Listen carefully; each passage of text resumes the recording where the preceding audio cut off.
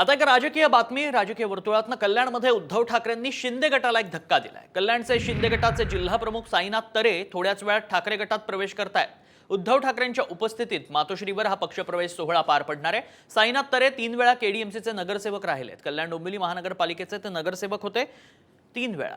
मात्र आता हा शिंदे गटासाठी मोठा धक्का असणार आहे। ठाकरे गटामध्ये साईनाथ तरे यांचा पक्षप्रवेश होतोय। कल्याणमध्ये ठाकरेंनी शिंदेंना हा धक्का दिलाय।